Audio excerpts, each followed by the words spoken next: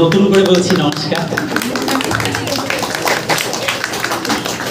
প্রতিদিনই বলি, আজ নতুন করে কিছু বলার নেই, আজ তো তোমাদের বলার। সারাদিনই তোমরা বললে, দেখালে এবং অবাক হয়ে দেখলাম। প্রথম তো আমার কাছে বেশ কয়েকগুলো প্রশ্ন আছে, সেগুলো পরে করব। প্রথমে আমরা মাননীয় শ্রী প্রাক্তন রাষ্ট্রপতি মহাশয়কে প্রণাম জানাচ্ছি। আজকের এই সুন্দর দিনটি অ্যাকচুয়ালি তার জন্মদিনকে উপলক্ষ করে আমরা করেছি। দ্বিতীয়ত, আমাদের মধ্যে যারা উপস্থিত থেকেছে তারা কেউ সাধারণ মানুষ নয়, তাদের থেকে আমি প্রতি মুহূর্তে অনুপ্রাণিত হই। যদি কখনো মনে হয়েছে যে আমার কারণে তোমরা কেউ এতটুকু অনুপ্রাণিত হয়েছ, তো আমি অনুপ্রাণিত কাদের কারণে হই সেটা অবশ্যই জানাও কর্তব্য।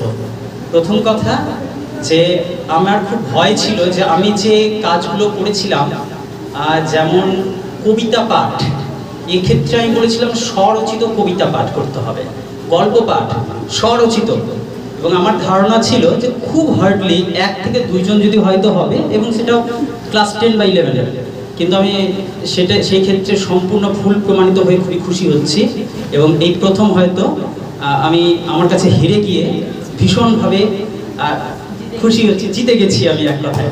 হ্যাঁ, এমনকি শুধু গল্প কবিতাতে তোমরা থেমে থাকোনি, আমরা একটি নাটক দেখলাম, সেটাও স্বরচিত। ক্লাস 8-এর বাচ্চা লিখেছে, তারা নিজেরাই নিজেদেরকে পরিচালনা করেছে, প্রস্তুতি নিয়েছে, করেছে। আরেকটি আমরা নাটক দেখবো লাস্টে। এইবার আমি চেয়েছিলাম যে আমাদের এই সময় সব থেকে বড় যে প্রবলেমটা তৈরি হয়েছে, এটা কোনো এক পক্ষের কারণে হয়নি, এটা আমরা সবাই জানি।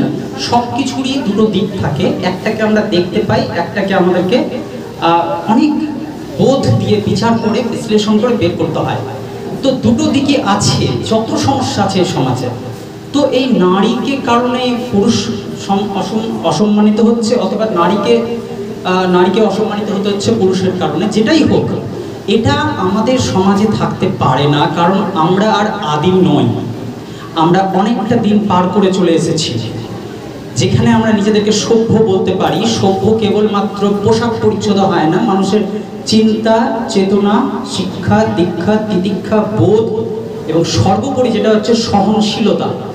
এই জিনিসগুলোকে যতক্ষণ আমরা সঠিকভাবে অনুধাবন না করতে পারি, আমার মনে হয় না যে আমাদের পুঁথিগত বিদ্যাও খুব একটা কার্যকরী হবে। নেক্সট আরও একটি বিষয় বলতে হয়, ম্যাম, তুহিন এবং রিফা, এরা তিনজনই 3টি খুব গুরুত্বপূর্ণ দিক তুলে ধরেছেন। ম্যাম আমাদেরকে বলেছেন যে এই সমাজের সব থেকে যে কলুষিত দিকটা, সেটা কিন্তু আমাদের শিক্ষার জায়গা থেকে তৈরি হচ্ছে। শিক্ষক এবং শিক্ষার্থীর মধ্যে যে সম্পর্কের অবনতি, এইটা দিক, এটা সত্য, আমরা সবাই জানি, বুঝি, মানি। কিন্তু কোথাও যেন আমরা সেটাকে পরিবর্তন করার খুব একটা চেষ্টা করি না, বলি বলে। আরেকটা বিষয় হচ্ছে, দ্বিতীয় বিষয়, তুহিন একটি কথা বলল যে প্রশংসা করেছে আমি চাই যে একদিন আমি প্রশংসা করি আমার ছেলে মেয়েদের বা ছাত্রছাত্রীদের, যারা পরবর্তীতে কোথাও এক জায়গায় উপরে পৌঁছক, যেখানে পৌঁছানোর পর তোমার পরিচয় আমাকে দিয়ে নয়, আমার পরিচয় তোমাকে দিয়ে হবে। আজ যদি বলে কেউ যে মেঘার মানে বিটুর স্টুডেন্ট হচ্ছে মেঘা, এমনটা যেন না হয়, ভবিষ্যতে এমনটা যেন হয় যে এই যে মেয়েটি আছে, এই যে রাস্তা দিয়ে যাচ্ছে যে মানুষটা, সে হচ্ছে ওই মেঘার স্যার ছিল এক সময়। এই জায়গাটায় পৌঁছতে চাই।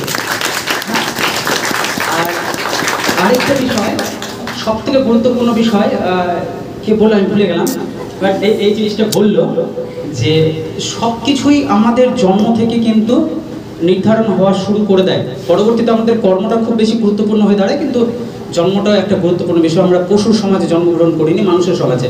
তো এই কথাটা তুহিন সম্ভবত বললো। আমি এই জায়গা থেকে একটা ছোট্ট গল্প মনে হলো, আমি ছোট্ট করে গল্পটা খুব সংক্ষেপে বলবো। হ্যাঁ, তো বিষয়টা হচ্ছে যে এক পণ্ডিত গ্রামে, তিনি রিসার্চ করছেন যে আমাদের গ্রামে কত ধরনের বৈশিষ্ট্য সম্পন্ন মানুষ আছেন। তার জন্য তিনি বিভিন্ন পেশাভিত্তিক মানুষদের কাছে যাচ্ছেন এবং তাদের বক্তব্য লিখে নিচ্ছেন। এইভাবে করতে করতে একদিন তিনি পৌঁছে গেছেন একজন কসাইয়ের বাড়িতে। কসাই যে মাংস কাটে, খুবই জনপ্রিয় মানুষ আমাদের ক্ষেত্রে, কেউ আমরা সরাসরি মাংস কাটি, কেউ ভেতরে ভেতরে মেসেজে হোক, ফোনে হোক, কথাই হোক, বার্তাই হোক, কাটি না। তো গেছেন, এবার বাড়ির সামনে গিয়ে দরজায় টোকা দেওয়ার প্রয়োজন নাই, দূর থেকে দেখা গেছে তালা ঝুলছে। ভালো কথা, ভদ্রলোক সেখানে দাঁড়িয়ে কিছুক্ষণ, তো মনে করলেন যে ফিরে আসবেন। বাট সেইখানে বারান্দার মধ্যে ঝোলানো আছে একটি টিয়া পাখি খাঁচা। তো টিয়া পাখি সেই ভদ্রলোককে আসতে দেখে সেই টিয়া পাখি বলছে, ওই শালা এখানে কি করছে? সেই পণ্ডিত ব্যক্তি যে রিসার্চ করতে এসেছিল, সেই তাকে কসাইকে, কসাইয়ের দেখা পায়নি, পেয়েছে তার পোষা একটি টিয়া পাখি। এবং টিয়া পাখি প্রচন্ড অশ্রাব্য অশালীনভাবে তাকে অপমান করছে। এবং তিনি ভদ্রভাবে বলছেন কথা যে, আমি তোমার মনিবের সাথে দেখা করতে এসেছি, তার সাথে দেখা পাবো কি? বলছে, দেখতে পাচ্ছিস না তাহলে ঝুলছে, বেরো। আশ্চর্যের বিষয় হলো, তাকে বেরিয়ে যেতে বলা হলো, তিনি অপমানিত বোধ করার পরও সেই পণ্ডিত ব্যক্তি সেখান থেকে সরছেন না, কারণ তার চোখ আটকে গেছে। এক জায়গায় কান আটকাতে চাইছেন না, কারণ নোংরা শব্দ সেখানে হচ্ছে আলোচনায়, কিন্তু চোখ আটকে গেছে তার রূপে। সেই টিয়া পাখিটির এত সুন্দর রং, তার কণ্ঠ, তার চঞ্চু সব মিলিয়ে কেবল অপার্থিব বলে মনে হচ্ছে সেটাকে। এত সুন্দর সে টিয়া পাখি এর আগে দেখেনি, তাই মন দিয়ে দেখছে আর মনে মনে ভাবছে, এত সুন্দর রূপ অথচ তার গুণ এত খারাপ। অবাক হয়ে, হতাশ হয়ে তিনি ফিরে আসছেন। তিনি ভাবছেন আজকে দিনটা খারাপই যাবে, যাই কোনো একজন ব্রাহ্মণের বাড়ি থেকে ঘুরে আসি, অর্থাৎ পণ্ডিত এবং ধর্মীয় পণ্ডিত। তো গেলেন তিনি একজন ব্রাহ্মণের বাড়িতে, সেম জিনিস, একই কথা। দূর থেকে গিয়ে দেখতে পাচ্ছেন যে দরজায় তালা ঝুলছে। তিনি সেখানেও ভাবছেন যে ফিরে আসবেন, একটু অপেক্ষা করতে চাইলেন, দেখেন সেখানেও একটি টিয়া পাখি আছে খাঁচা।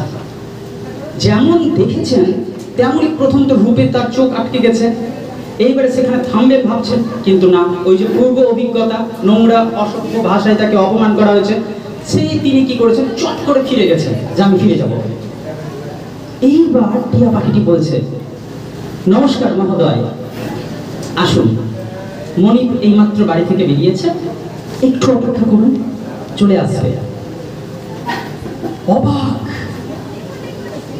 ভীষণ অবাক হয়ে গেছে এই পণ্ডিত মহাশয়টি। তার দরকার পড়েনি কসাইয়ের আলোচনা শোনার, তার দরকার পড়েনি সেই ব্রাহ্মণের আলোচনা শোনার। তিনি বাড়িতে এসে একটি গবেষণাপত্র তৈরি করলেন।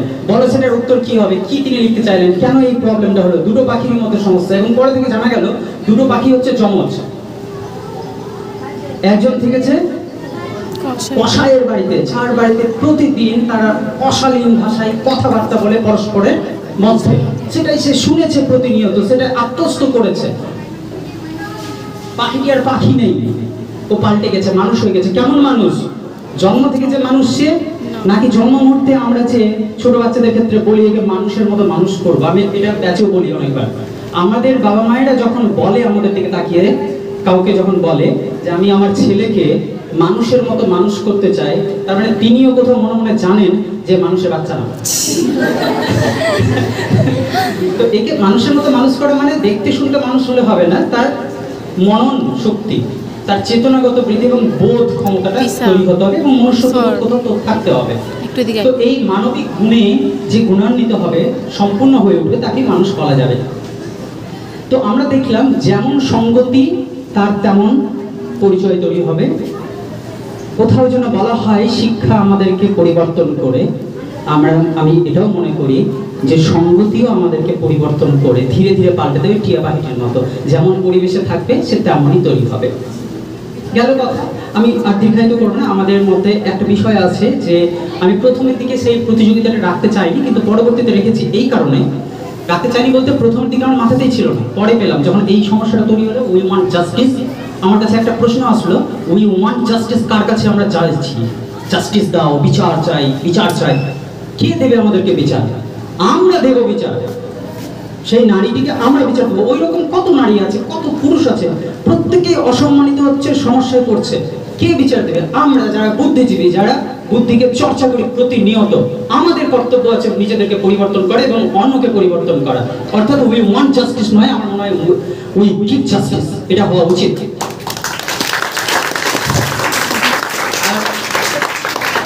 এইবার তাই জন্য আমি মনে করি যে শুধুমাত্র শিক্ষা নয়, শিক্ষা এবং শক্তি দুটোই পারস্পরিক পাশাপাশি সহাবস্থান থাকা খুব গুরুত্বপূর্ণ বিষয়। আমরা শিক্ষাকে অনেকক্ষণ থেকে পেলাম, এবার আমরা এরপরে পাবো শক্তিকে, অর্থাৎ যোগ ব্যায়ামের একটা জায়গা রাখা হয়েছে যেখানে অত্যন্ত অল্প সময়ের মধ্যে অনেকগুলো আসন করে দেখাবার একটা কম্পিটিশন হবে, সেটাও হবে।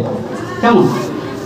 তো এটা করবো আমরা, শব্দ মনে রাখবো, এটা করবো আমরা, এবং তারপরে একটা সুন্দর নাটক দেখব। তার আগে আমি বলি, আজকের যে টাইমটা চলছে এই টাইমটা আমাদের একেবারে ছায়ার মধ্যে থেকে, চার দেওয়ালের মধ্যে থেকে শান্তিতে সমস্যার সমাধান খোঁজার নয়, আমাদেরকে কোথাও নিজের নিজের যোগ্যতা এবং কাজ অনুযায়ী সমস্যার সমাধান করা উচিত। যদি কেউ কবিতা লেখে তাহলে তার কবিতা হয়ে উঠুক অস্ত্র, হাতিয়ার। সেই কবিতার মধ্যে দিয়ে তিনি এই সমাজের, এই যুগের, এই দেশের যেখানে সমস্যা আছে সেটার প্রতিবাদ করুক। করুক তো, এক থেকে শুরু হোক, হোক তো। যদি কেউ গান গায়, যদি কেউ গান লিখতে চায়, যদি কেউ গল্পকার হয় তো হোক, তার বিষয়বস্তু হয়ে উঠুক তার প্রতিবাদের স্বর। তাকে যেতে হবে না রাস্তায়, তাকে অস্ত্র তুলতে হবে না, সে অন্যায়ের প্রতিবাদ করুক, কিন্তু কিভাবে? নিজের শিল্প সত্তার মধ্যে দিয়ে। আমি এইরকম মানুষের একজনের কথা বলবো, নবারুণ ভট্টাচার্য, যার কবিতা আজকের এই সিচুয়েশনে, অর্থাৎ একটা নেতিবাচক পরিস্থিতিতে দাঁড়িয়ে আমরা স্মরণ করতে পারি। আমি কবিতাটা মুখস্থ করতে পারিনি, মুখস্থ করতে গেলে আমার সব এদিক ওদিক হয়ে যাবে। তো আমি নিয়ে এসেছি, আমি পড়ে শোনাবো এবং খুবই ছোট্ট করে পড়ে শোনাবো। কেমন?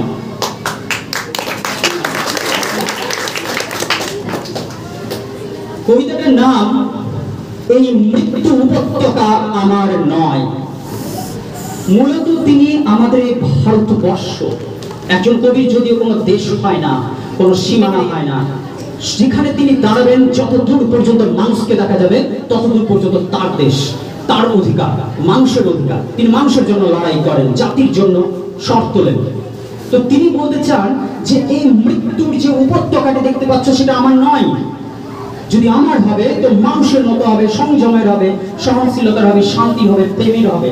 কিন্তু আমার দেশে আগুন চলছে, বিভিন্ন ধরনের ধার্মিক আগুন, আগুন রাজনৈতিক আগুন, সামাজিক কুসংস্কার চারিদিক থেকে ঘিরে ধরেছে। এই মুহূর্তে আমরা কি করব? কবি বলছেন,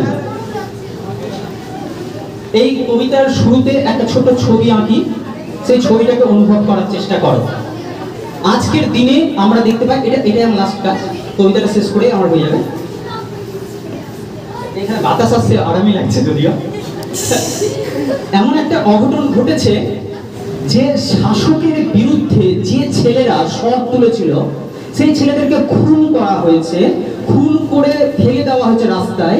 তার পারিবারিক বা পরিবারের মানুষরা সেই লাশগুলোকে শনাক্ত করতে চাইছে না যে এটা আমার ছেলে বা এটা আমার মেয়ে। কেন? যদি সেটা করতে চায় তো শাসকের দৃষ্টিতে তারাও পড়বে, তাদের ঘরেও আগুন জ্বলবে। তো সেই সময় কবি বলছেন, যে পিতা সন্তানের লাশ শনাক্ত করতে ভয় পায় আমি তাকে ঘৃণা করি। যে ভাই এখনো নির্লজ্জ স্বাভাবিক হয়ে আছে আমি তাকে ঘৃণা করি।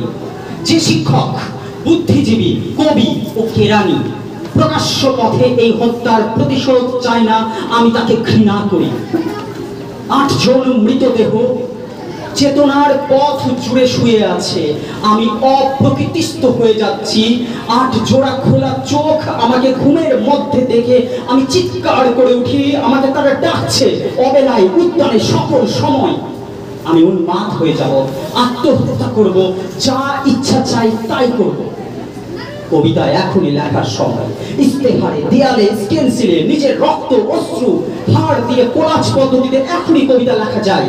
তীব্রতম যন্ত্রণায়, ছিন্ন ভিন্ন মুখে, সন্ত্রাসের মুখোমুখি, ফ্যানের হেডলাইটের ঝলসানো আলোয় স্থির দৃষ্টি রেখে এখনই কবিতা ছুড়ে দেওয়া যায়। 38 ও আরো যা যা আছে হত্যাকারীর কাছে সব অস্বীকার করে এখনই কবিতা পড়া যায়।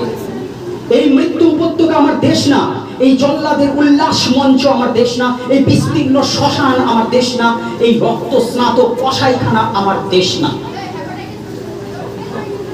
নমস্কার।